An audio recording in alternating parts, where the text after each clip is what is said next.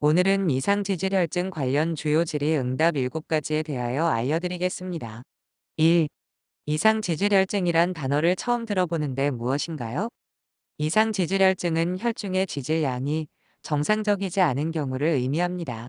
즉, 총 콜레스테롤이나 저밀도 지단백질 콜레스테롤, LDL, 중성지방이 데시리터당 200mg 이상으로 높거나 고밀도 지단백질 콜레스테롤, HDL이 낮은 경우를 의미합니다. 4개 기준 중 하나라도 이상이 있으면 이상지질혈증이라고 할 수 있습니다. 각각 높고 낮음의 기준은 아래와 같습니다. 총 콜레스테롤 데시리터당 240mg 이상, LDL 데시리터당 160mg 이상, 중성지방 데시리터당 200mg 이상, HD40 데시리터당 밀리그램 미만. 2. LDL, HDL, 총 콜레스테롤은 무엇이며 어떠한 영향을 미치나요?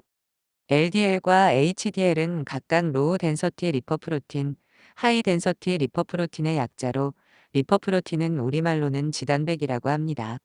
지방을 포함하고 있는 단백질을 의미하는 것으로 콜레스테롤, 중성지방, 지용성 비타민의 운반을 담당합니다. HDL은 말초 조직의 콜레스테롤을 간으로 이동시키는 역할을 하는 반면 LDL은 말초 조직으로 콜레스테롤을 이동시키는 역할을 하기 때문에 LDL 콜레스테롤이 높고 HDL 콜레스테롤까지 낮으면 LDL 콜레스테롤이 내피세포 아래 쉽게 쌓여 산화되기 쉬운 상태가 됩니다. 산화된 LDL 콜레스테롤은 염증 반응을 유발하고 죽상 동맥 경화증 진행에 중요한 역할을 합니다. 이러한 이유로 LDL 콜레스테롤을 나쁜 콜레스테롤, HDL 콜레스테롤을 좋은 콜레스테롤이라고도 부릅니다. 3. 이상지질혈증에 도움이 되는 음식과 주의해야 하는 음식은 무엇인가요? 수용성 식이섬유와 불용성 식이섬유를 섭취하는 것이 좋습니다. 수용성 식이섬유는 콜레스테롤과 복합물을 형성해서 몸 밖으로 콜레스테롤을 배출하는 데 도움을 줍니다. 수용성 식이섬유는 해조류, 과일, 콩류 등에 많이 있는 편입니다. 불용성 식이섬유는 직접적으로 콜레스테롤을 몸 밖으로 제거하는 데 역할을 하는 건 아니지만 같은 열량을 섭취하더라도 포만감을 느끼게 하므로 섭취 열량을 줄여줄 수 있어 이상지질혈증 관리에 도움이 될 수 있습니다. 불용성 식이섬유는 전곡류, 채소류에 상대적으로 많습니다.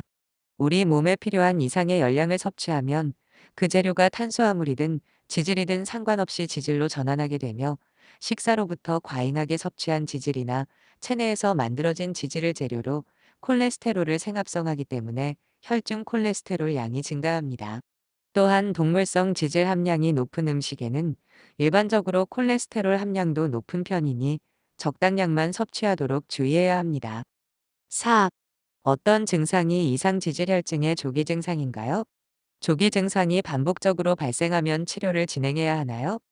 이상지질혈증은 증상이 없는 경우가 많습니다. 특별한 증상이 없다고 표현하는 것이 맞겠습니다. 하지만 장기간 방치하면 죽상 경화증이 생기고 협심증, 심근경색, 뇌졸중 등의 중증 심뇌혈관 질환으로 진행할 수 있어 관리가 필요합니다.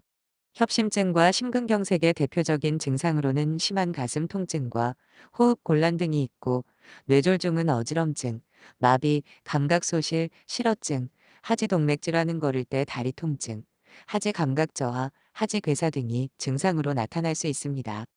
5. 본인 체질에 따라 이상지질혈증에 잘 걸리기도 하나요?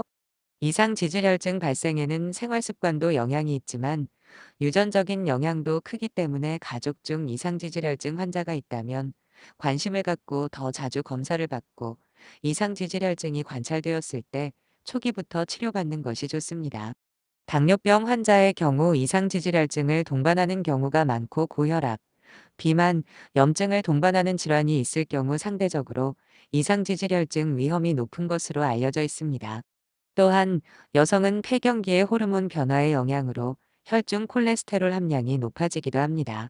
이외에도 지질이나 탄수화물 과다 섭취, 음주, 흡연, 스트레스, 신체 활동 부족, 고령 등의 경우에 이상지질혈증에 걸릴 위험이 높습니다.